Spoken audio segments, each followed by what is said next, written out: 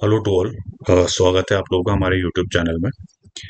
तो आज हम जीके का जो दूसरा सब्जेक्ट है डैट इज ज्योग्राफी उसका फर्स्ट लेक्चर लेंगे।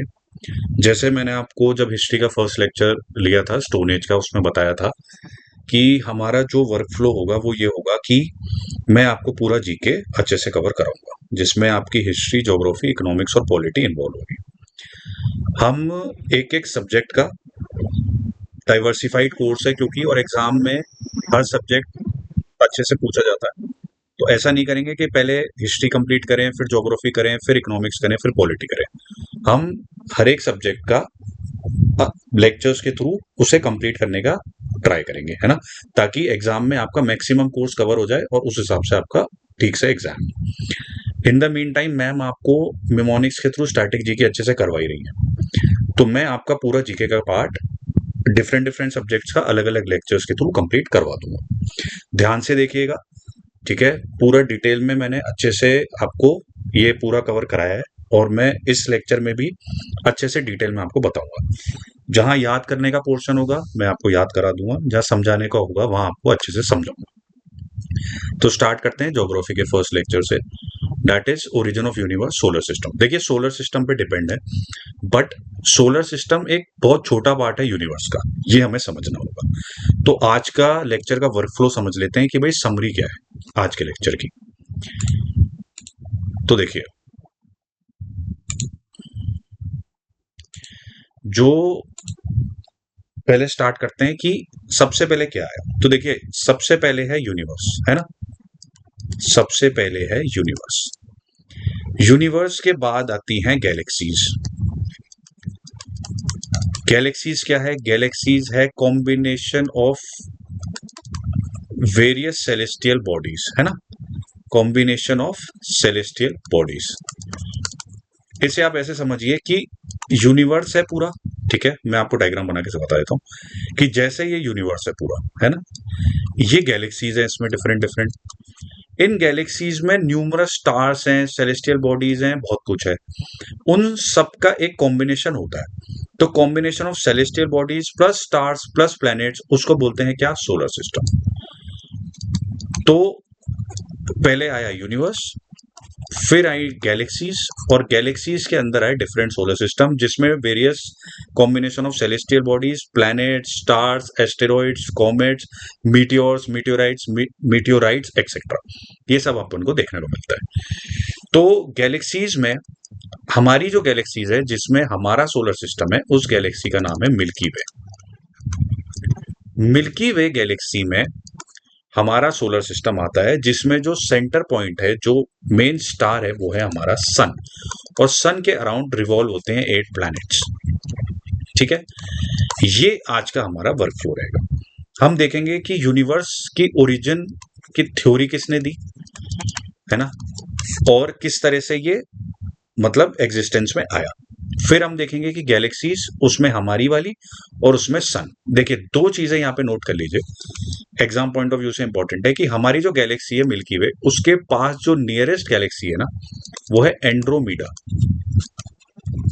ये कई बार एग्जाम में आता है, तो इसे एक बार देख लीजिएगा। फिर सन, तो सन के जो क्लोजेस्ट स्टार है ना, one of the closest star, मतलब एग्जाम में पूछा गया है ये एसएससी में, वो है प्रोक्सिमा सेंचुरी, ठीक है। ये लेक्चर की स्टार्टिंग में मैं आपको बता रहा हूं क्योंकि इंपॉर्टेंट फैक्ट्स हैं, पूछे जाते हैं। अच्छा, मैंने आपको ये चीज बताया कि गैलेक्सीज जो है वो कॉम्बिनेशन होती है सोलर सिस्टम की, और बहुत सारे स्टार से मिलकर बनी होती है, ठीक है। तो ऐसे ही हमारी जो है हमारा सोलर सिस्टम है, और उसका सेंटर पॉइंट है सन, फिर 8 प्लैनेट्स है और कई डॉर्फ प्लैनेट्स हैं। एक चीज यहाँ पे आती है कि जो सोलर सिस्टम है ना, वो बना कैसे, ठीक है। तो ऐसा बोला जाता है कि एक बहुत बड़ा डस्ट और गैस का क्लाउड था, उसे बोलते थे नेब्यूला। वो नेब्यूला रोटेट होना स्टार्ट हुआ बिकॉज ऑफ ग्रेविटी, और सेंटर में बना हमारा स्टार जो है सन, और उसके अराउंड बने प्लैनेट्स, है ना। ये थ्योरी किसने दी थी वो भी हम आगे देखेंगे। तो ये हमारा आज का वर्क फ्लो रहेगा। तो स्टार्ट करते हैं इसमें। तो देखिए, ओरिजिन ऑफ यूनिवर्स जो है वो बिग बैंग थ्योरी के थ्रू हमें एग्जिस्टेंस में देखने को मिलता है, और बिग बैंग थ्योरी जो दी थी वो थी जॉर्ज लेमाइटर ने। जॉर्ज लेमाइटर ने बिग बैंग थ्योरी दी थी और ये बोला था कि एक इनफाइनाइटली स्मॉल पार्टिकल है जिसे हम प्राइमीवल एटम बोलते हैं, PRIMEVAL एटम। उस एटम से ये पूरा यूनिवर्स क्रिएट हुआ। वो बहुत इनफाइनाइटली स्मॉल पार्टिकल था और उसमें एक, कहते हैं ना कि बम्बार्डमेंट हुआ है ना, बॉम्ब फटता है, बहुत भयंकर एक्सप्लोजन हुआ। उस एक्सप्लोजन को हम बोलते हैं बिग बैंग, और ये थ्योरी दी थी जॉर्ज लेमाइटर ने। अब उसके बाद में देखिए, जॉर्ज लेमाइटर ने यहाँ क्या बोला कि इनफाइनेटली स्मॉल पार्टिकल है जिसे हम बोलते हैं प्राइमीवल एटम, है ना, और इसका जो है बम्बार्डमेंट हुआ, एक्सप्लोजन हुआ, और एक्सप्लोजन के बाद यूनिवर्स जो है एक्सपांड हुआ, और ये सारी जो चीजें हैं, सेलेस्टियल बॉडीज, प्लैनेट, स्टार्स, वो सब एक्सिस्टेंस में आई। ठीक है, तो यहाँ पे फ्लो देख लीजिए। इन्फ्लेशन हुआ पहले 10⁻⁻36 सेकेंड्स में, फॉर्मेशन ऑफ पार्टिकल्स हुए, फॉर्मेशन ऑफ एटम्स हुए, फिर formation of stars and galaxies हुए, और प्रेजेंट यूनिवर्स जो आप जो एग्जिस्टेंस में देखते हैं वो है। इसके अलावा एक स्टेडी स्टेट थ्योरी दी थी जो बहुत इंपॉर्टेंट है। उसमें ये बोला था कि यूनिवर्स जो है वो कॉन्स्टेंटली एक्सपांड हो रहा है। जॉर्ज लेमाइटर ने बोला बिग बैंग के थ्रू कि यूनिवर्स एक्सप्लोजन से बना, एक्सपांड हुआ। अब स्टेडी स्टेट थ्योरी ये बोल रही है कि यूनिवर्स कॉन्स्टेंटली एक्सपांड हो रहा है। उस कॉन्स्टेंट एक्सपांशन के साथ में ये भी है कि जो यूनिवर्स के जितने भी पार्टिकल्स हैं उन सब की एवरेज डेंसिटी सेम है। अगर अपन प्रैक्टिकल व्यू में देखें, ठीक है, अभी के व्यू में, तो अपन को ये रियलाइज होगा कि अगर यूनिवर्स एक्सपांड होगा तो डेंसिटी भी बढ़नी चाहिए, है ना, लेकिन ऐसा हो नहीं रहा है। यूनिवर्स तो एक्सपांड हो रहा है पर जो भी उसके पार्टिकल्स हैं उनकी डेंसिटी सेम रह रही है। तो ये जो स्टेडी स्टेट थ्योरी दी थी, ये मेन दी थी फ्रेड हॉयल ने। देखिए यहाँ पे नाम दिखेगा आपको, फ्रेड हॉयल। इसके अलावा दो साइंटिस्ट और थे जिन्होंने इसको, मतलब ऐसे कह सकते हैं कि फ्रेड हॉयल का साथ दिया या इसको और थोड़ा सा इसमें एड ऑन कर दिया, वो थे हार्मन बॉन्डी और Thomas gold. Exam point of view से इससे ज्यादा जानना आपके लिए जरूरी नहीं है।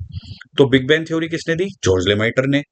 क्या बोला? इनफाइनेटली स्मॉल पार्टिकल है, एक्सप्लोजन हुआ, यूनिवर्स क्रिएट हुआ और वो एक्सपांड हो रहा है। एक्सपांड होने के साथ साथ स्टेडी स्टेट थ्योरी क्या कहती है? यूनिवर्स कॉन्स्टेंटली एक्सपांड हो रहा है पर एवरेज डेंसिटी सेम है। ये किसने बोला? Hermann Bondi, Thomas Gold, Fred. बस। अब ओरिजिन ऑफ सोलर सिस्टम पे आते हैं। तो मैंने आपको स्टार्टिंग ऑफ लेक्चर में बता दिया था, ठीक है, वो समराइज मैंने आपको कर दिया था कि यूनिवर्स है, यूनिवर्स में बिलियंस ऑफ गैलेक्सीज हैं, उन बिलियंस ऑफ गैलेक्सीज में बहुत सारे स्टार्स हैं और सोलर सिस्टम्स हैं, ठीक है, और हमारी गैलेक्सी है मिल्की वे, उसमें है हमारा सोलर सिस्टम। तो जो ओरिजिन ऑफ सोलर सिस्टम है, ये थ्योरी पहले दे दी गई थी। ओरिजिन ऑफ यूनिवर्स की थ्योरी बाद में आई है, लेकिन ओरिजिन ऑफ सोलर सिस्टम की थ्योरी पहले दे दी गई थी। और वो किसने दी थी? सबसे पहले एक जर्मन फिलोसोफर थे, इमैनुअल कांत। इमैनुअल कांत एक जर्मन फिलोसोफर थे। 1955 में इन्होंने एक थ्योरी दी थी, नेबुलर थ्योरी, है ना। इसके अकॉर्डिंग क्या था कि एक जायंट क्लाउड ऑफ गैस था और डस्ट था, उसे बोलते थे नेबुला, ठीक है। अब उसने क्या किया कि वो रोटेट होना स्टार्ट हो गया और कॉन्ट्रैक्ट होना स्टार्ट हो गया। देखिए, cloud begins to contract and rotate. जब वो कॉन्ट्रैक्ट एंड रोटेट हुआ तो वो एक रोटेटिंग डिस्क टाइप मटेरियल में बन गया। Material flattens into a rotating disc. अब ज्यादा ग्रेविटी की वजह से क्या हुआ कि सेंट्रल मास था ना उसका, वो तो बन गया सन। फिर पार्टिकल्स क्लम्प टुगेदर हुए, ठीक है, और वो धीरे धीरे प्लैनेट्स के फॉर्म में बन गए। ये यहाँ पे वर्कफ्लो था जो इन्होंने, इमैनुअल कांत ने बनाया नेबुलर थ्योरी के थ्रू। अब एक लाप्लास नाम के और एक साइंटिस्ट आए, उन्होंने एक थ्योरी दी, नेबुलर लाप्लास थ्योरी। इसी को हम करंटली सोलर सिस्टम की थ्योरी मानते हैं। 1796 में इन्होंने दी थी और इन्होंने ये बोला था कि हाँ, जायंट क्लाउड था डस्ट और गैस का, लेकिन इन्होंने फिर ग्रेविटी का कंसेप्ट दिया था कि भाई ये जो धीरे धीरे ये रोटेटिंग डिस्क ऑफ क्लाउड था और वो धीरे धीरे प्लैनेट्स में फॉर्म हुआ और बीच में एक सेंटर मास बना जिसे हम सन कहते हैं। तो वो जो प्लैनेट्स है जो सन के अराउंड रिवॉल्व हो रहे हैं ना एक पर्टिकुलर ऑर्बिट में, इलिप्टिकल ऑर्बिट में, वो क्यों हो रहे हैं? वो हो रहे हैं ग्रेविटी की वजह से। तो जो लाप्लास की थ्योरी थी उसमें इसने ऐड ऑन किया कि जो ये चीजें हो रही है वो हो रही है ग्रेविटी की वजह से, है ना। तो ये दो चीजें यहाँ पे देखने वाली थी, ठीक है। अब हमने पढ़ा यूनिवर्स के बारे में, फिर हमने पढ़ा ओरिजिन ऑफ सोलर सिस्टम। अब हमारे सोलर सिस्टम में क्या क्या चीजें हैं वो देख लीजिए। सोलर सिस्टम में हमारा सन है जो हमारा मेन स्टार है, जो एनर्जी का सोर्स है हमारे सोलर सिस्टम का। 99% मास सन का ही है हमारे सोलर सिस्टम में। उसके अलावा है हमारे 8 प्लैनेट्स। उन 8 प्लैनेट्स को हम अच्छे से देखेंगे। उसके बाद है हमारे कुछ ड्वार्फ प्लैनेट्स, एस्टेरॉइड बेल्ट है और एक क्यूपर बेल्ट है ना। अब इन चीजों के अलावा भी हमारी कुछ अदर सेलेस्टियल बॉडीज हैं। और वो दूसरी सेलेस्टियल बॉडीज क्या है? पहली है एस्टेरॉइड्स। मैंने आपको बताया एस्टेरॉइड्स क्या है? स्मॉल रॉकी और metallic bodies that orbit the sun. ये इंपॉर्टेंट चीज है, mostly found in the asteroid belt. Steroid belt आपको देखने को मिलती है मार्स के बाद और जुपिटर से पहले, वो मैं आपको बता दूंगा। फिर हम बात करते हैं मीटियोर्स की। तो देखिए मीटियोर्स क्या है? मीटियोर्स होते हैं जो अर्थ के एटमॉस्फेयर में एंटर कर जाते हैं। मीजोस्फीयर में जो स्मॉल स्टेरॉइड्स होते हैं ना, वो जब अर्थ के एटमॉस्फेयर में एंटर कर जाते हैं मीजोस्फीयर में, उनको बोलते हैं मीटियोर्स।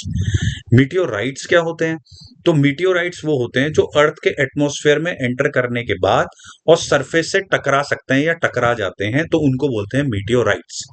अब मीटियोरॉइड्स क्या होते हैं? मीटियोरॉइड्स वो होते हैं जो सन अर्थ के एटमॉस्फेयर के ऊपर से निकल जाते हैं और अर्थ के एटमॉस्फेयर में एंटर नहीं करते। ये मेजर इसमें यहाँ पे डिफरेंस है। अब देखिए ये कॉन्स्टलेशन यहाँ पे लिखा हुआ है, उससे पहले समझते हैं स्टार्स क्या है। तो स्टार्स ल्यूमिनियस सेलेस्टियल बॉडीज हैं जो खुद की लाइट प्रोड्यूस करते हैं और हीट प्रोड्यूस करते हैं थ्रू न्यूक्लियर फ्यूजन। स्टार्स एक तरह के ल्यूमिनस ऑब्जेक्ट्स हैं। ल्यूमिनस ऑब्जेक्ट्स क्या होते हैं? जो जिनकी खुद की लाइट होती है। स्टार जो है वो बर्निंग हॉट गैसेस से बने होते हैं, है ना। उनमें डस्ट और गैसेस होती हैं, स्पेशली बर्निंग हॉट गैसेस होती हैं, इस वजह से वो इतना ज्यादा चमकते हैं। वो जो बर्निंग हॉट गैसेस हैं वो न्यूक्लियर फ्यूजन के थ्रू प्रोड्यूस होती हैं। स्टार्स बहुत बड़ी बॉडीज हैं जो गैसियस मैटर से बनी होती हैं। और ये जो स्टार्स हैं जो हम अर्थ से देख पाते हैं, ये कुछ पैटर्न्स फॉर्म करते हैं, ठीक है। वो जो पैटर्न्स फॉर्म करते हैं उसको हम बोलते हैं कॉन्स्टेलेशन। कॉन्स्टेलेशन एक टर्म होता है, एक टर्म होता है एस्टेरिसिज्म, ठीक है। तो ये एस्टोरिसिज्म क्या है? एस्टेरिसिज्म का मतलब ये है कि वो जो कॉन्स्टेलेशन मतलब जो पैटर्न फॉर्म कर रहे हैं ना स्टार्स, वो डिफरेंट डिफरेंट शेप्स के हमें दिखाई देते हैं और उन शेप्स के हमने डिफरेंट डिफरेंट नाम किए, ठीक है। जो जो इंपॉर्टेंट कॉन्स्टेलेशन है वो देख लीजिए। सबसे पहले हमें अर्थ से दिखते हैं ऐसे 7 स्टार्स, है ना। और ये उर्सा मेजर इसको बोलते हैं, ठीक है। ये जो है हिंदू माइथोलॉजी के अकॉर्डिंग इसे सप्तऋषि भी बोला जाता है। ये बहुत इंपॉर्टेंट है, ठीक है। और इससे रिलेटेड एक ये चीज भी है कि एक नॉर्थ स्टार भी यहाँ पे देखने को मिलता है जो नॉर्थ पोल से आपको देखने को मिलेगा। दूसरा है ओरियन द हंटर, ठीक है। ओरियन इसका नाम है। हंटर इसका नाम इसलिए रखा है क्योंकि आप देख सकते हैं, देखिए हंटर की शेप का है ना। ये बो एंड एरो आपको दिखेगा और ऐसा लगेगा ये हंट कर रहा है। फिर एक है कैसियोपिया, है ना। इसे आप हिंदी के कैसे हो पिया से भी याद कर सकते हैं। इसमें ये डब्ल्यू बन रहा है, ठीक है। 5 स्टार्स। एक मूवी आई थी धमाल, बॉलीवुड मूवी, अगर आपने देखी हो तो वहां पे सब डब्ल्यू के पीछे भागते हैं ना। वो गोवा की, भाई गोवा में जाना है तो कहाँ पे खजाना गड़ा है? डब्ल्यू के नीचे। तो इसको यहाँ से याद रखो, कैसीपीओ पे खजाना गड़ा है डब्ल्यू के नीचे। तो ये 5 स्टार्स है, इसका नाम कैसियोपिया। फिर है ये साइग्नस द स्वॉन, है ना। ये क्रॉस शेप का होता है, इसमें भी 5 स्टार्स होते हैं, साइग्नस इसका नाम है। फिर है ये द स्कॉर्पियन, ठीक है। ये एक बो एंड एरो की शेप का आपको देखने को मिलेगा, इसे बोलते हैं स्कॉर्पियन। ये स्कॉर्पियन की टेल भी लग रही है, देखिए, है ना। और ये है पिलाइडेस जो 7 सिस्टर्स बोला जाता है, ये भी एक तरह का कॉन्स्टेलेशन है। तो एस्टेरिसिज्म जो हो गया वो तो एक पैटर्न का नाम हो गया, जैसे हंटर वो एस्टेरिसिज्म। कॉन्स्टेलेशन क्या हुआ? ओरियन। कितने स्टार्स हैं वो भी इंपॉर्टेंट है, ये यहाँ पे देखने वाली चीज है ना। कुछ चीजें समझिए। देखिए मैंने आपको क्या बोला सेलेस्टियल बॉडीज के बारे में, कि भाई ये 3 डिफरेंस मैं आपको बता देता हूँ। मीटियोर्स, देखिए मीटियोर्स क्या है? मीटियोर्स वो है जो अर्थ के एटमॉस्फेयर में एंटर हो जाते हैं, ठीक है। और करते क्या है कि ये मिजोस्फीयर में आ जाते हैं, और जब ये मिजोस्फीयर में आते हैं तो ये बर्न होने लग जाते हैं। ये मीटियोर्स हैं। जब ये टकरा जाते हैं, मीटियोराइट्स, जब ये अर्थ के एटमॉस्फेयर में आने के बाद बर्न होते हैं, प्लस अर्थ के सरफेस पे टकरा जाते हैं ये, तब इनको बोला जाता है क्या? मीटियोराइट्स। फिर लास्ट जो टर्म है दैट इज मीटियोराइड, यहां पे मैं लिख देता हूं। जो ये मीटियोराइड है ना, ये मीटियोराइट्स क्या है? देखिए मीटियोराइट्स वो है जो अर्थ के एटमॉस्फेयर में एंटर नहीं होते हैं, अर्थ के एटमॉस्फेयर में एंटर नहीं होते हैं, और ये ऊपर से, ठीक है, ट्रैवल अबव द अर्थ, ये अर्थ के ऊपर से ट्रेवल कर जाते। ये इंपॉर्टेंट चीज मैं आपको यहाँ पे बता रहा था, है ना। जो मैं नाम ले रहा था वो ये था एस्टेरिसिज्म, जैसे हंटर, और कॉन्स्टिलेशन का क्या नाम हुआ, ओरियन। तो ये इंपॉर्टेंट डिफरेंस मैं आपको यहाँ पे समझा रहा था। अब दो तरह के ऑब्जेक्ट्स होते हैं, है ना, वो एक बार और देख लीजिए, यहाँ पे मैं आपको लिख के बता देता हूँ। ठीक है, दो तरह के ऑब्जेक्ट्स होते हैं, एक होता है लुमिनस, जैसे स्टार्स वगैरह जिनकी खुद की लाइट है, सेल्फ ग्लो, और एक होते हैं नॉन लुमिनस, है ना, जो दूसरों की लाइट से चमकते हैं, जैसे हमारे प्लैनेट्स, फॉर एग्जांपल मून जो सन की लाइट से चमकता है। लुमिनस ऑब्जेक्ट क्या हो गया, सेल्फ ग्लो में सन, और नॉन लुमिनस क्या हो गया, मून। सन के बारे में समझते हैं। देखिए सन जो है वो हमारे सोलर सिस्टम का मेन एनर्जी सोर्स है, 99% मास यही कंटेन करता है पूरे सोलर सिस्टम का। ये हमारे सोलर सिस्टम का सेंटर है, सारे प्लैनेट्स 8 प्लैनेट्स इसके अराउंड जो है वो इलिप्टिकल ऑर्बिट में रिवॉल्व करते हैं। तो ये देखिए the sun is a star at the centre of our solar system. यहाँ पे ध्यान से देखिए बना किसका है, देखिए हाइड्रोजन और हीलियम से मिलके बना है। हाइड्रोजन 73% है, हीलियम 25% है। जो इतनी एनर्जी डिसिपेट करता है सन, जो इतनी ग्लो करता है, वो इस वजह से करता है क्योंकि यहाँ पे न्यूक्लियर फ्यूजन होता है हाइड्रोजन एटम्स के बीच, और फिर वो प्रोड्यूस करते हैं हीलियम। तो energy is produce by nuclear fusion in the core which converts hydrogen into helium. कुछ की फैक्ट्स यहाँ पे देख लीजिए।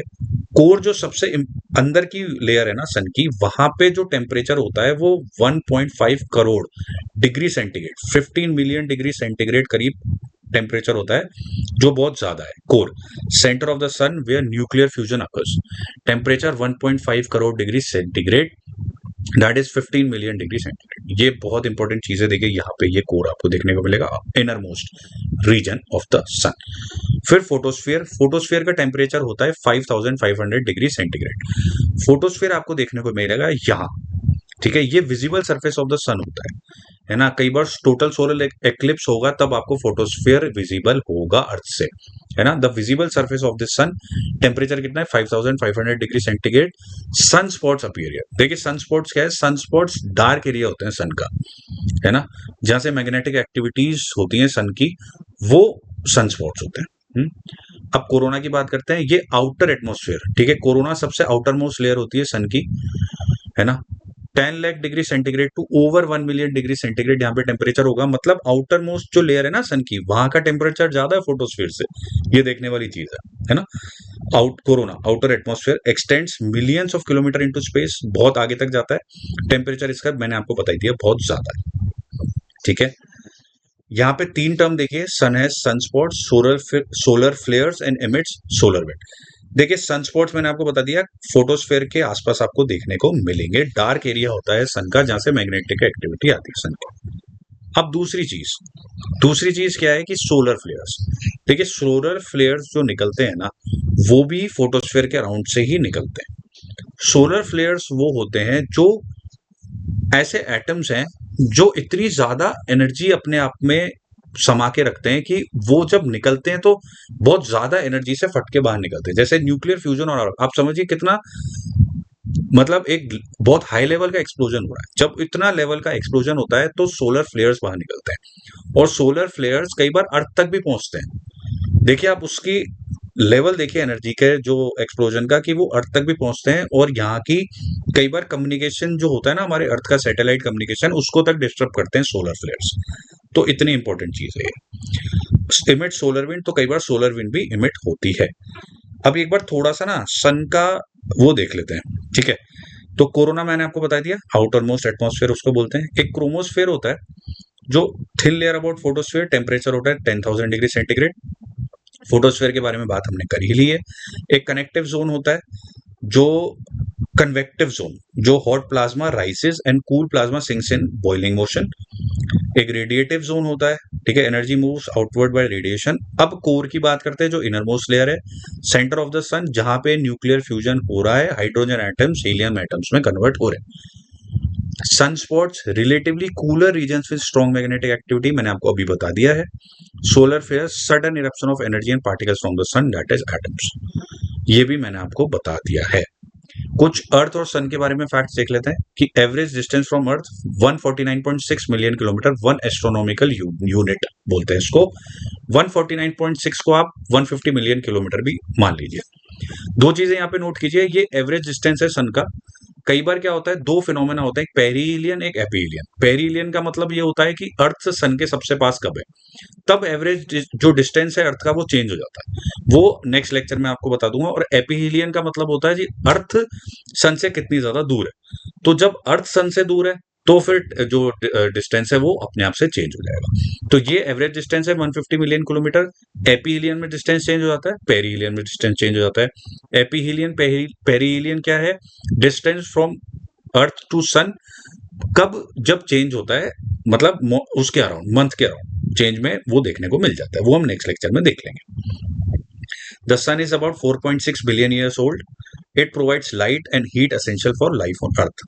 आपने देखा होगा, मतलब अर्थ पे जो प्लांट्स हैं वो अपना खाना भी सनलाइट से बनाते हैं। फोटोसिंथेसिस आपने सुना होगा, है ना, वो सनलाइट ट्रैप करते हैं और फिर खाना बनता है। तो वो देख लीजिए सन की जो सनलाइट है वो कितनी इंपॉर्टेंट है ना।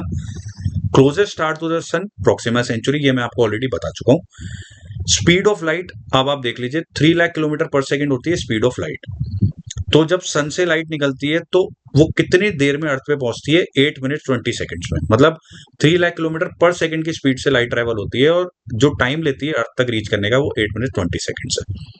एवरेज डिस्टेंस फ्रॉम अर्थ हमने देख लिया 150 मिलियन किलोमीटर, 1 एस्ट्रोनॉमिकल यूनिट। ये इंपॉर्टेंट चीजें थी सन से रिलेटेड, तो ध्यान से यहाँ पे देखिएगा इसको। अब नॉन ल्यूमिनस ऑब्जेक्ट की बात करते हैं, वो है मून, जिसकी खुद की कोई लाइट नहीं है, वो सनलाइट से चमकता है। अर्थ ओनली नेचुरल सैटेलाइट, मतलब अर्थ का ये अकेला मून है जो अर्थ के अराउंड रिवॉल्व होता है ना। डिस्टेंस फ्रॉम अर्थ कितना है मून का, 384,400 किलोमीटर, मतलब ये है 384,400 किलोमीटर्स अर्थ से डिस्टेंस मून का।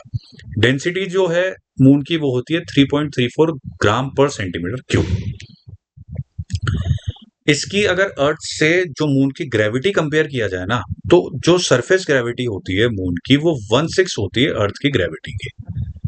ठीक है, मतलब कोई इंसान का जो मास है ना, मास, ठीक है, मास, वो अगर अर्थ पे कुछ होगा तो उसका 1/6 हो जाएगा जब वो मून पे जाएगा। तो ये इंपॉर्टेंट फैक्ट है बहुत कि जो मून की ग्रेविटी है 1/6 है अर्थ की ग्रेविटी की। एक बहुत इंपॉर्टेंट पॉइंट कि हमें ना हमेशा मून का एक ही साइड विजिबल होता है अर्थ से, जिसे हम नियर साइड बोलते हैं मून का। अब ऐसा क्यों होता है, ऐसा इसलिए होता है क्योंकि मून का जो रोटेशन और रेवोल्यूशन टाइम है वो बिल्कुल सेम है, that is approximately 27 days. 27 days में ही वो अपनी एक्सिस पे रोटेट करता है, 27 डेज में वो पूरा अर्थ के अराउंड रिवॉल्व हो जाता है एक ऑर्बिट में।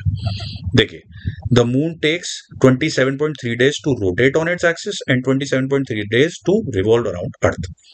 Since the rotation and revolution time are same, ये देखिए, the near side of the moon always faces the earth, hence we see only the near side, the far side is not visible। But वहां पे भी sunlight पहुंचती है, वो अलग बात है, हमें फार साइड विजिबल नहीं है। कुछ इंपॉर्टेंट चीजें देख लीजिए, इसरो ने कुछ मिशन लॉन्च किए थे मून पर, एग्जाम में पूछे जा चुके हैं, तो एक बार यहाँ पे अपन देख लेते हैं। फर्स्ट मिशन जो लॉन्च किया था इसरो ने मून पे जाने के लिए, ठीक है, श्रीहरिकोटा आंध्र प्रदेश से, जो लॉन्च व्हीकल यूज हुआ था वो हुआ था PSLV C11। PSLV का मतलब होता है पोलर सैटेलाइट लॉन्च व्हीकल, ठीक है, पोलर सैटेलाइट लॉन्च व्हीकल। ये C11 यूज हुआ था और ये 22 अक्टूबर 2008 को भेजा गया था। ये फेल हो गया था, है ना, मून के सरफेस पे लैंड नहीं हो पाया था। फिर चंद्रयान 2 हमने भेजा, ठीक है, वो लॉन्च किया गया 22 जुलाई 2019 को। जो लॉन्च व्हीकल यूज किया गया था यहाँ पे GSLV, that is geo synchronous satellite launch vehicle mark 3 M1, ये इसका फुल फॉर्म है। ये एक तरह से फेल नहीं हुआ था, बट क्योंकि ये सॉफ्ट लैंडिंग नहीं कर पाया था, सॉफ्ट लैंडिंग करने से पहले जो है ये डिस्ट्रॉय हो गया था, इस वजह से इसको टोटल, मतलब होता है ना, टोटल सक्सेसफुल भी नहीं मान सकते, टोटल फेलियर भी नहीं मान सकते। लेकिन हुआ क्या कि जब चंद्रयान यहाँ सॉफ्ट लैंडिंग कर रहा था इस लोकेशन पे, तब वो डिस्ट्रॉय हुआ था, वो लैंडिंग नहीं कर पाया, तो इससे हमने तिरंगा पॉइंट नाम दिया। ये बहुत इंपॉर्टेंट है। अब फाइनली हमने चंद्रयान भेजा, जो लॉन्च किया गया था 14 जुलाई 2023 को। यहाँ पे लॉन्च व्हीकल यूज हुआ था, लॉन्च व्हीकल मार्क 3 M4 इसे बोलते हैं।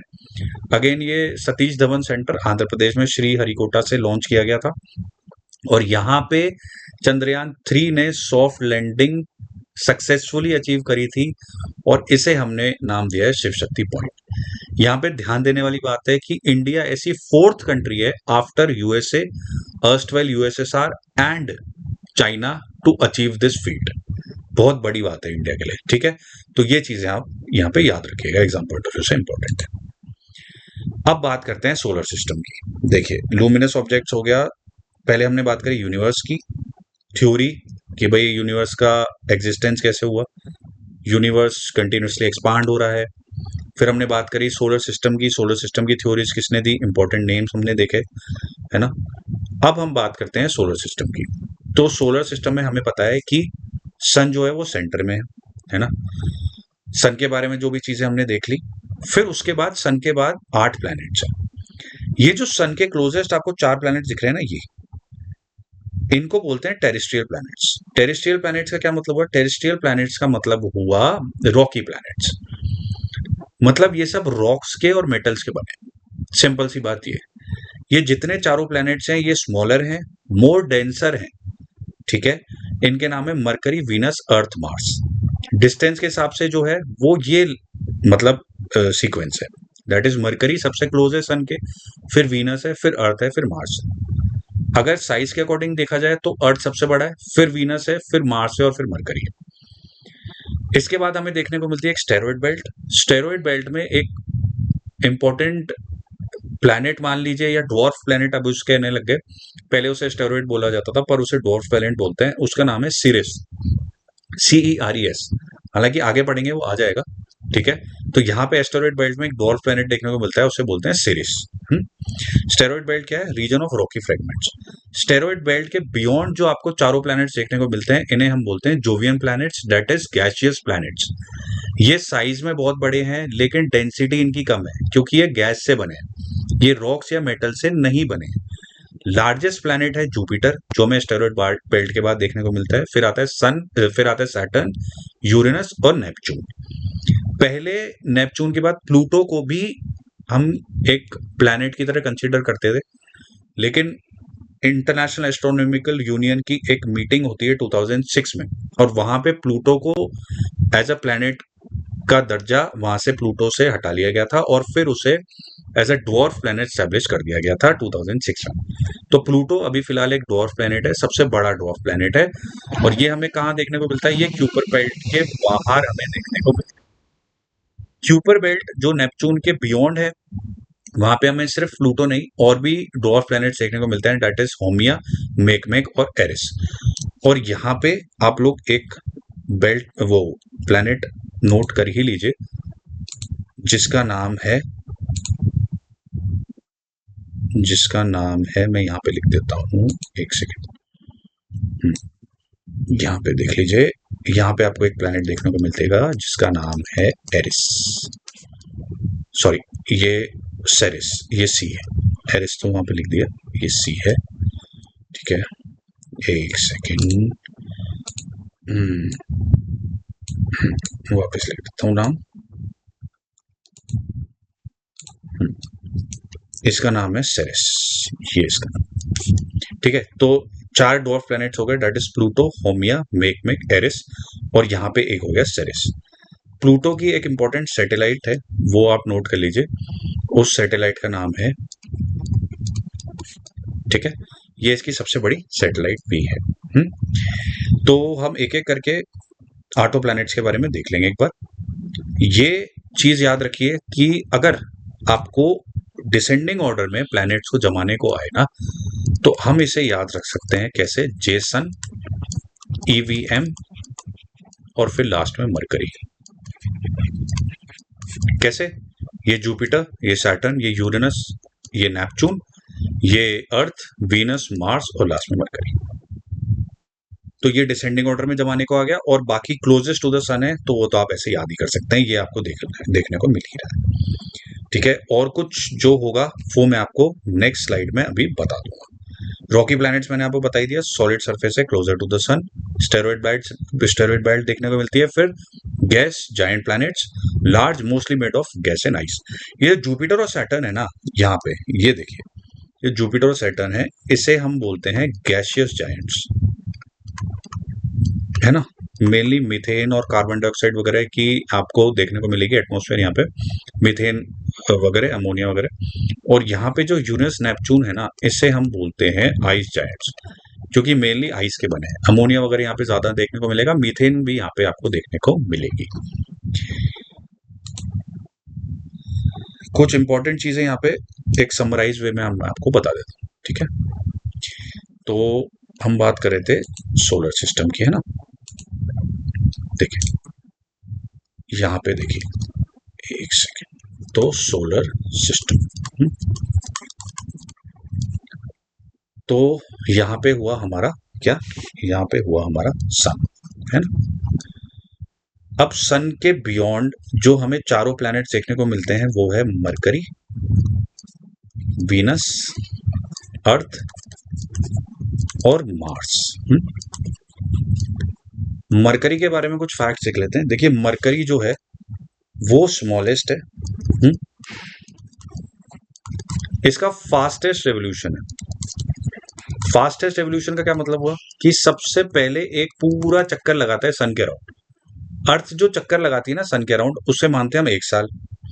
रफली 1 साल नहीं होता, मतलब हम कह देते हैं, वैसे वो हम मानते हैं 365 डेज, बट वो 364 डेज और कुछ उसमें ऐड होते हैं आवर्स और मिनट्स, है ना।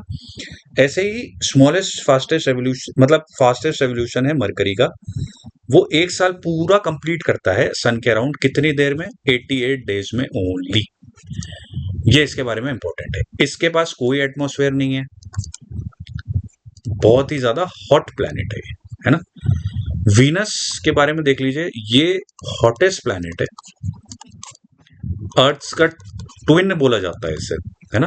अर्थ ट्विन क्यों बोला जाता है, क्योंकि मास और जो साइज है वो ऑलमोस्ट सेम है अर्थ के अकॉर्डिंग। इसे इवनिंग स्टार, मॉर्निंग स्टार भी बोला जाता है। ये बहुत गर्म इसलिए है क्योंकि यहाँ पे सल्फ्यूरिक एसिड और CO2 के क्लाउड्स देखने को मिलते हैं, जो ग्रीन हाउस गैसेस की तरह काम करती हैं और सन से निकलने वाली जो गैसेस हैं, सनलाइट है, उसे ट्रैप कर लेती हैं, इसलिए ये इतना ज्यादा हॉट रहता है। एक इंपॉर्टेंट चीज और है वीनस के बारे में, वो मैं यहां लिख देता हूं कि ये क्लॉकवाइज रोटेट करता है। मतलब सारे प्लैनेट्स हैं जो रोटेट करते हैं अपनी एक्सिस पे, है ना, वो एंटी क्लॉकवाइज रोटेट करते हैं, that is from west to east. लेकिन वीनस और यूरेनस दो ऐसे प्लैनेट हैं नस नस से जो क्लॉकवाइज रोटेट करते हैं, that is from east to west. Venus का जो है वो शॉर्टेस्ट रोटेशन है, क्या है, वीनस का जो रोटेशन है वो यहां पे लिख देता हूं, वो जो रोटेशन है वो शॉर्टेस्ट है, मतलब यहाँ पे लॉन्गेस्ट रोटेशन टाइम, इसे आप ऐसे देख लीजिए कि वीनस जो है वो लॉन्गेस्ट रोटेशन टाइम लेता है, और वो कितना लेता है, वो लेता है, देख लीजिए एक सेकेंड, वीनस का जो रोटेशन टाइम है वो लॉन्गेस्ट है ना। यहाँ पे देख लीजिए, वीनस लॉन्गेस्ट रोटेशन टाइम वो कितना है इसका, 243 डेज। आप सोच सकते हैं, मतलब अर्थ का रेवोल्यूशन टाइम 365 डेज है, 1 साल अर्थ पूरा कर लेती है, 365 डेज में एक पूरा चक्कर लगा लेती है सन के अराउंड, रिवॉल्व कर लेती है इलिप्टिकल ऑर्बिट में, और उससे इतने टाइम में वीनस सिर्फ रोटेट हो रहा है। इनफैक्ट यहाँ पे एक बहुत इंपॉर्टेंट फैक्ट है कि वीनस का रिवॉल्यूशन टाइम रोटेशन टाइम से कम है। वीनस पूरा एक चक्कर अर्थ सन के अराउंड जितनी देर में लगाता है वो टाइम कम है, बजाय वो अपनी एक्सिस पे जितनी देर में रोटेट करता है। कितनी कमाल की बात है ना। अर्थ की बात करते हैं, इसे ब्लू प्लैनेट बोलते हैं। क्यों बोलते हैं, क्योंकि यहाँ पे वाटर अबंडेंस में मौजूद है। अर्थ की जो डेंसिटी है ना वो सबसे ज्यादा है as compare to all the planets, ये 5.5 ग्राम पर सेंटीमीटर क्यूब के अराउंड है ना। अर्थ सबसे ज्यादा डेंस प्लैनेट है, ठीक है। इनफैक्ट मैं आपको बताऊं कि अर्थ के मास के अकॉर्डिंग वो सबसे ज्यादा डेंस है। अब अर्थ पे आपको लाइफ जो है अर्थ पे देखने को मिलेगी due to presence of atmosphere, है ना। और जो बहुत इंपॉर्टेंट गैसेस यहाँ पे अवेलेबल हैं वो क्या है, ऑक्सीजन, कार्बन डाइऑक्साइड और नाइट्रोजन, ठीक है। ये अर्थ के बारे में इंपॉर्टेंट फैक्ट्स है। मार्स के बारे में देख लेते हैं। फोर्थ प्लैनेट है सन से अर्थ के पास में ही है ये। यहाँ पे जो मार्स में आपको 2 सैटेलाइट्स देखने को मिलेगी जिसका नाम है डीमोस और फोबोस। ये नेचुरल सैटेलाइट्स है, इसकी मार्स के मून है, ये स्मॉलेस्ट सैटेलाइट है पूरे सोलर सिस्टम में, ये आप याद रखिएगा, इंपॉर्टेंट फैक्ट है। अर्थ की सैटेलाइट के बारे में हमें पता है कि अर्थ की एक ही नेचुरल सैटेलाइट है, जैसे उसको हम बोलते हैं मून। अब मार्स के बारे में कुछ और चीजें देख लीजिए। मार्स को बोलते हैं रेड प्लैनेट, क्यों बोलते हैं? क्योंकि due to presence of ferric oxide, ठीक है, due to presence of ferric oxide इसे रेड प्लैनेट के नाम से जाना जाता है। इसका एटमॉस्फेयर है, मार्स का एटमॉस्फेयर है, ये एक इंपॉर्टेंट पॉइंट है।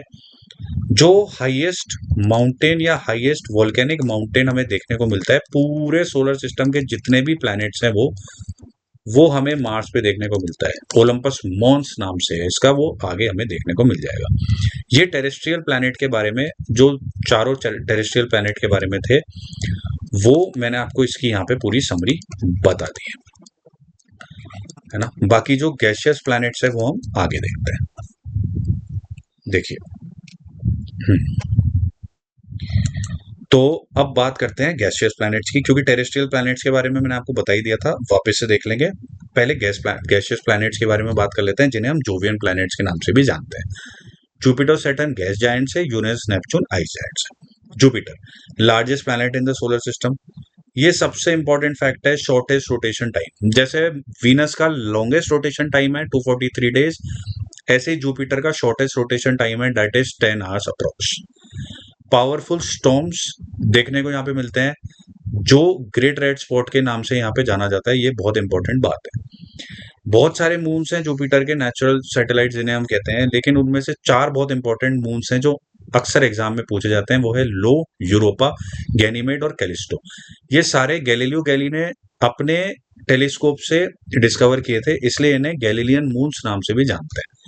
गैनीमेड जो दिख रहा है आपको यहाँ पे, ये सबसे लार्जेस्ट सैटेलाइट है पूरे सोलर सिस्टम की। गैनीमेड लार्जेस्ट सैटेलाइट सिर्फ जुपिटर की नहीं है, गैनीमेड लार्जेस्ट सैटेलाइट है पूरे सोलर सिस्टम की, ठीक है। स्ट्रॉन्ग मैग्नेटिक फील्ड यहाँ पे दिखने को मिलता है, मोस्टली हाइड्रोजन और हीलियम की कंपोजिशन से इसका एटमॉस्फेयर बना है। ये इंपॉर्टेंट चीजें हमें यहाँ पे देखने को मिलती है। सैटर्न के बारे में बात करते हैं, तो सैटर्न जो है सेकेंड लार्जेस्ट प्लैनेट है, बहुत लो डेंसिटी है इसकी। अभी मैंने आपको अर्थ की डेंसिटी बताई थी, सबसे ज्यादा डेंसिटी अर्थ की है, उसके बाद जो सबसे लोएस्ट डेंसिटी है सैटर्न की। इनफैक्ट इतनी कम डेंसिटी है कि हम अगर 8 प्लैनेट्स को पानी में मतलब डालें तो सारे प्लैनेट्स पानी में डूब जाएंगे सिवाय सैटर्न के। सैटर्न की वाटर से भी कम डेंसिटी है, वो फ्लोट होगा पानी में। तो lowest density of all planets, less than water, ठीक है। ये सैटर्न जो है अपनी रिंग्स के लिए फेमस है, ठीक है, प्रोमिनेंट रिंग्स। हालांकि जुपिटर के अराउंड भी रिंग्स हैं, बट वो इतना दिखाई नहीं देती। जो सैटर्न की रिंग्स हैं वो किसने डिस्कवर करी थी? तो वो हाइजेंस नाम के साइंटिस्ट ने डिस्कवर करी थी। यहाँ पे गैलीलियो गैली लिखा हुआ है, लेकिन आप इसे करेक्ट करके हाइजेंस कर लीजिएगा, HYGENS, मैं और लिख दूंगा आपको, ठीक है, बाद में। तो हाइजेंस ने ये रिंग डिस्कवर करी थी, और इन रिंग्स के बीच में गैप भी देखने को मिलेगा। ये किसने डिस्कवर किया था? ये किया था जियोवानी कैसिनी ने। कैसिनी ने इन रिंग्स के बीच में गैप है इसको डिस्कवर किया था, और रिंग्स हैं ये किसने डिस्कवर किया था? हाइजेंस ने। 1610 में हाइजेंस ने डिस्कवर किया था रिंग्स को, और गैप है इसमें ये डिस्कवर किया था 1675 में, किसने? कैसिनी ने। कंपोजिशन इसका होगा मोस्टली हाइड्रोजन एंड हीलियम। हाँ, इसकी जो सबसे बड़ी सैटेलाइट है वो है Titan. Titan second largest satellite है सोलर सिस्टम की, और टाइटन का जो एटमॉस्फेयर है ना, वो ऐसे कहते हैं कि मतलब एक तरह से हो सकता है कि आगे जाके लाइफ पॉसिबल, नासा इस पर डिस्कवरी कर रही है। ये एक इंपॉर्टेंट फैक्ट है। टाइटन कैसे याद कर सकते हैं? सबने एवेंजर्स देखी है हमने, तो जो एवेंजर्स का मेन विलन था थैनोस, सब जानते हैं उसको, उसका जो घर था उसका क्या नाम था? टाइटन। तो यहाँ पे टाइटन इसे हम इस तरह से याद कर सकते हैं। अब बात करते हैं यूरेनस की। ये 7th प्लैनेट है सन से। ये मीथेन का बना है, इसलिए इसका कलर जो है वो ग्रीनिश है ना। बाकी लाइट की जो वेवलेंथ पे भी डिपेंड करता है ना, तो ग्रीन कलर का ये देखने को मिलता है। इसे डिस्कवर किया था विलियम हर्शेल ने 1781 में, इंपॉर्टेंट है। ये बहुत ज्यादा टिल्टेड है, 98 डिग्री टिल्टेड है अपनी एक्सिस पे। अर्थ हमारी जो है वो भी टिल्टेड है, बाकी सब प्लैनेट्स टिल्टेड होते हैं कुछ ना कुछ अपनी एक्सिस पे। अर्थ का टिल्ट है वो 23.5 डिग्री है, नेक्स्ट लेक्चर में देखेंगे। लेकिन यूरेनस का जो टिल्ट है वो 98 डिग्री टिल्ट है। ऐसा लगता है कि ये पूरा लेटा हुआ है, लेट के घूम रहा है, इस तरह से दिखता है ना। रोटेट्स क्लॉकवाइज, जैसे मैंने आपको वीनस के बारे में बताया, वैसे ही सेम यूरेनस है, ये भी क्लॉकवाइज रोटेट करता है, that is from east to west direction. Average temperature इसका बहुत बहुत लो है, हमेशा आइस जमी रहती है, -224 डिग्री सेंटीग्रेड। इसकी इंपॉर्टेंट सैटेलाइट है टाटियाना। यहाँ पे ये आप करेक्शन यहाँ पे कर लीजिए, इसकी जो इंपॉर्टेंट सैटेलाइट आपको देखने को मिलेगी, ये ट्राइटन नहीं है, इसका नाम है टाटियाना। ठीक है, टियाटियाना या टाटियाना, ये इसकी सैटेलाइट है। यहाँ पे भी ये कर लीजिए, जो मैंने आपको ये बताया था, ये गैलीलियो गैली नहीं था, इसका नाम था हाइजेंस, जिसने जो सैटर्न के अराउंड रिंग है ये डिस्कवर करी थी। बाकी ये कसीनी है और बाकी ये फैक्ट भी ठीक है। अब बात करते हैं नेपच्यून की। तो Neptune 8th and farthest planet from the sun. Neptune जो डिस्कवर हुआ था वो मैथमेटिकल कैलकुलेशन के अकॉर्डिंग डिस्कवर हुआ था, वो पहले देख लेते हैं। Discovered by Urbain Le Verrier through mathematical calculation. दो नाम यहाँ पे इंपॉर्टेंट और नोट कर लीजिए नेपच्यून की डिस्कवरी में। वो दो नाम कौन से हैं? वो है, एक है जॉन काउच एडम्स, है ना, और दूसरा अर्बन ले वेरियर। प्लस इसको जिसने टेलीस्कोप से देखा था उसका नाम था जोहैन और जोहैन गेल। ठीक है, ये इंपॉर्टेंट नाम है, ये तीन इंपॉर्टेंट नाम नेपच्यून से रिलेटेड आप याद कर लीजिएगा। तो 8th and farthest planet from the sun. Longest evolution time, shortest evolution time किसका है? मरकरी का। कितना है? 88 डेज। लॉन्गेस्ट एवोल्यूशन टाइम कितना है? किसका है? नेपच्यून का। कितना है? 165 अर्थ ईयर्स। मतलब आप सोच लीजिए कि 165 इंटू 365 कर लीजिए, वो नेपच्यून का रेवोल्यूशन टाइम है। क्योंकि एक साल अर्थ कितने दिन में कंप्लीट करती है? 165 का 365 डेज में, तो उससे इसका डीप ब्लू कलर है मीथेन की प्रेजेंस की वजह से। अब आप सोचेंगे कि सर यूरेनस का तो ग्रीन है, मीथेन की वजह से इसका ब्लू क्यों है? क्योंकि लाइट की वेवलेंथ पे भी डिपेंड करता है। Discovered by Urbain Le Verrier plus John Couch Adams ने, और मेन जो टेलीस्कोप से देखा गया था वो जॉन गेल के द्वारा देखा गया था। ठीक है, स्ट्रॉन्गेस्ट विंड्स देखने को मिलती है यहाँ पे, 2100 किलोमीटर पर आवर की स्पीड से चलती है। ये भी एक तरह का आइस जायंट है। कई बार क्वेश्चन में आता है कि यूरेनस कोल्डेस्ट है कि नेपच्यून, साथ में नहीं देगा। अगर नेपच्यून देगा तो नेपच्यून क्लिक करिएगा, और यूरेनस देगा तो यूरेनस पे टिक लगाइएगा। -214 डिग्री सेंटीग्रेड इसका टेम्परेचर है। इंपॉर्टेंट सैटेलाइट इसकी ट्राइटन है, ये बिल्कुल सही लिखा हुआ है। ठीक है, ये आपको देखने को मिलेगी, है ना। ये हमने बात करी गैसियस प्लैनेट्स के बारे में। थोड़ा सा टेरेस्ट्रियल प्लैनेट्स के बारे में वापस देख लेते हैं। Mercury, closest planet to the sun, कोई एटमॉस्फेयर नहीं है, शॉर्टेस्ट एवोल्यूशन टाइम है 88 डेज का, स्मॉलेस्ट प्लैनेट है सोलर सिस्टम में, very high temperature variation day and night, heavily cratered surface.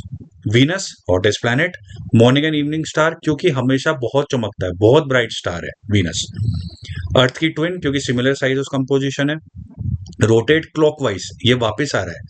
ठीक है, वीनस और यूरेनस। ठीक है, यहाँ पे मैं मेंशन कर देता हूँ, वीनस एंड यूरेनस जिनके लास्ट में नस नस है, वो क्या करेंगे? क्लॉकवाइज रोटेट करेंगे। Rotates clockwise. Lowest rotation time, अब मैंने आपको बता दिया, 243 अर्थ डेज इसको लगते हैं सिर्फ रोटेट करने में अपनी एक्सिस पे। ये यहाँ पे ऐसे एक्सिस होता है हर प्लैनेट का, इस तरह से ये एक्सिस होता है जहां से वो टिल्टेड होता है। तो जब वो रोटेट करता है ऐसे, इसको बोलते हैं रोटेशन, तो वो सबसे ज्यादा लोएस्ट है ना। ये तो आपको समझ में आ ही रहा होगा ना, कि जैसे अगर ये सन है, ठीक है, तो सन के अराउंड ये जो पाथ लेता है कोई भी प्लैनेट, इसे बोलते हैं रेवोल्यूशन। जो ऑर्बिट होता है, ये इसका बोलते हैं ऑर्बिट, जिसके अराउंड ये मूव होता है, और जब वो प्लैनेट अपनी एक्सिस पे घूमता है, इसे कहते हैं रोटेशन। तो स्मॉलेस्ट मतलब लोएस्ट रोटेशन टाइम किसका है? 243 डेज। किसका? वीनस का। और हाईएस्ट मतलब जो सबसे ज्यादा टाइम ले रहा है रोटेशन में, वो कौन सा ले रहा है? वीनस। और जो सबसे कम टाइम ले रहा है, शॉर्टेस्ट रोटेशन टाइम, वो कौन सा ले रहा है? Jupiter, that is only 10 hours. Thick atmosphere देखने को मिलेगा CO2 का और क्लाउड्स ऑफ सल्फ्यूरिक एसिड। इसी वजह से सनलाइट ट्रैप ज्यादा होती है और ये बहुत गर्म रहता है। सरफेस टेम्परेचर देख लीजिए इसका 465 डिग्री सेंटीग्रेड। अब बात करते हैं अर्थ की। ब्लू प्लैनेट, वाटर की वजह से। एटमॉस्फेयर में नाइट्रोजन देखने को मिलेगी, ऑक्सीजन और अदर्स। नाइट्रोजन 17% है, ऑक्सीजन 21% है। एवरेज डेंसिटी मैंने आपको बताई दी थी, 5.51 ग्राम सेंटीमीटर क्यूब। सबसे डेंसेस्ट प्लैनेट है अर्थ। ये अकेला प्लैनेट है जिसपे लाइफ है, एक नेचुरल सैटेलाइट है मून, और surface covered 71% by water. Mars को देख लेते हैं। रेड प्लैनेट बोला जाता है। क्यों? क्योंकि आयरन ऑक्साइड की प्रेजेंस की वजह से। FeTO3 मैंने आपको बता दिया है। थिन एटमोस्फेयर मैंने आपको बताया यहाँ पे देखने को मिलेगा। किसका मिलेगा? कार्बन डाइऑक्साइड का। हाईएस्ट वॉल्केनो मैंने आपको बताया पूरे सोलर सिस्टम में यहाँ पे देखने को मिलेगा। उसका नाम भी मैंने आपको बता दिया था, ओलंपस मॉन्स। 26 किलोमीटर हाई है ये फ्रॉम द सरफेस लेवल। दो नेचुरल सैटेलाइट हैं, फोबोस और डीमोस। डीमोस स्मॉलेस्ट सैटेलाइट है पूरे सोलर सिस्टम की। रेड प्लैनेट बोला जाता है। सरफेस पे यहाँ पे कैनियंस है, valleys and polar ice caps है। ये भी एक तरह से हमें नासा जो है वो, या फिर पूरा वर्ल्ड भी हम देख रहा है कि पॉसिबिलिटी लाइफ की हो सकती है। तो ये मैंने आपको सारे प्लैनेट्स के बारे में यहाँ पे बता दिया। अब बहुत कुछ इंपॉर्टेंट फैक्ट्स देख लेते हैं, है ना। इंपॉर्टेंट फैक्ट्स ये हैं कि जैसे मैंने आपको बताया कि मार्स पे हाईएस्ट पॉइंट है, ठीक है, वोल्केनो है, वोल्केनो माउंटेन है जिसे मॉन्स हाइजेंस कहते हैं। वैसे ही आपको मून का हाईएस्ट पॉइंट देखने को मिलेगा। मून के हाईएस्ट पॉइंट को क्या बोलते हैं? मून के हाईएस्ट पॉइंट को बोलते हैं मॉन्स हाइजेंस। ये नाम है इसका, मॉन्स हाइजेंस। हाइट कितनी है इसकी? 5.5 किलोमीटर अबव एवरेज सरफेस। ये जो पेज आपको दिख रहा है ना, स्लाइड दिख रही है, इसमें जो जो फैक्ट मैंने यहाँ पे लिखा है वो एग्जाम पॉइंट ऑफ व्यू से बहुत इंपॉर्टेंट है, तो बहुत अच्छे से देखिएगा इसको। आदित्य L1। आदित्य L1 क्या है? आदित्य L1 इसरो का एक मिशन है टू स्टडी द सन, जो इसरो ने भेजा था श्रीहरिकोटा से, आंध्र प्रदेश से, सतीश धवन स्पेस सेंटर से लॉन्च किया गया था vehicle. PSLV that is polar satellite launch vehicle, यहाँ पे C57 इस्तेमाल हुआ था। सन का एटमॉस्फेयर ये स्टडी करेगा, solar wind, solar flare, space weather को स्टडी करेगा। ऑर्बिट, ये जो जिस ऑर्बिट में आदित्य L1 स्टैब्लिश्ड है वो उसे बोलते हैं L1, Lagrange point between earth and sun, जहां पे जो दोनों की ग्रेविटी है वो इक्विलिब्रियम में है, वहां पे इसे एस्टेब्लिश किया गया ताकि कोई डिस्टर्बेंस ना हो। 1.5 million kilometre from earth. L1 point याद रखिएगा, इसे लेग्रांज पॉइंट बोलते हैं, ठीक है। कंटिन्यूअस ऑब्जर्वेशन कर रहा है ये सन का। बहुत सक्सेसफुल मिशन था ये इसरो का, ठीक है, इंडियन स्पेस रिसर्च ऑर्गेनाइजेशन का। दो इंपॉर्टेंट और फैक्ट देख लेते हैं। शॉर्टेस्ट एंड लॉन्गेस्ट रेवोल्यूशन, मतलब अर्थ सन के अराउंड जो रिवॉल्व कर रहा है प्लैनेट, वो सबसे जल्दी कौन कर रहा है, सबसे लेट कौन कर रहा है? शॉर्टेस्ट रेवोल्यूशन टाइम किसका है? मरकरी का 88 डेज। लॉन्गेस्ट रेवोल्यूशन टाइम किसका है? नेपच्यून का 165 ईयर्स, ठीक है। Shortest and longest rotation. Shortest rotation time, सबसे कम देर में जो अपनी एक्सिस पे कौन सा प्लैनेट है जो घूम रहा है ना, अपनी एक्सिस पे सबसे शॉर्ट रोटेशन कौन सा प्लैनेट है जो कर रहा है, वो है जुपिटर, 10 आवर्स में कर लेता है। लॉन्गेस्ट रोटेशन टाइम अपनी एक्सिस पे कौन सा प्लैनेट मूव कर रहा है, लॉन्गेस्ट रोटेशन टाइम किसका है, वो है वीनस का, 243 अर्थ डेज। मैं बता चुका हूं, ये याद रखिएगा। क्लॉकवाइज रोटेट कर रहा है, ईस्ट टू वेस्ट, और ये anti clockwise, west to east. Planets with clockwise rotation, देखिए आ गया। दो प्लैनेट्स है, वीनस और यूरेनस, जिनके नाम के एंड में क्या लिखा होगा? नस नस, ये याद रखिएगा, जिनके नाम के एंड में नस है वो क्लॉकवाइज रोटेट करते हैं, that is east to west direction, ठीक है। जिसे हम रेट्रोग्रेड रोटेशन भी बोलते हैं। Lowest and highest density, lowest density Saturn की है जो वाटर से भी कम है, 0.69 ग्राम पर सेंटीमीटर क्यूब। अर्थ की हाईएस्ट डेंसिटी है 5.51 ग्राम पर centimetre cube. Hottest and coldest planet देख लीजिए। हॉटेस्ट प्लैनेट वीनस है, सरफेस टेम्परेचर नोट कर लीजिएगा। कोल्डेस्ट प्लैनेट यूरेनस है, सरफेस टेम्परेचर नोट कर लीजिएगा। Largest and smallest planet Jupiter, Mercury. Inner and outer planets जो एस्टेरॉइड बेल्ट के लेफ्ट में देखने को मिलते हैं, terrestrial rocky planets, Mercury, Venus, earth, Mars. Asteroid belt के बाद के जो प्लैनेट्स हैं, दैट इज उनको बोलते हैं Jovian gaseous planets, Jupiter, Saturn, Uranus and Neptune, ठीक है। Asteroid belt and Kuiper belt, steroid belt between Mars and Jupiter, region of rocky fragments, जहां पे सिरिस नाम का प्लैनेट आपको देखने को मिलेगा जो एक ड्वार्फ प्लैनेट है।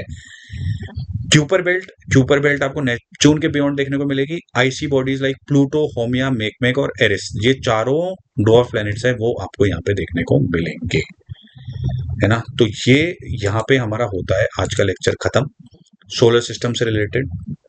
इसके बाहर मुश्किल ही आपसे कुछ पूछा जाएगा, जो भी मैंने लेक्चर में कराया है उसे ध्यान से देख लीजिएगा।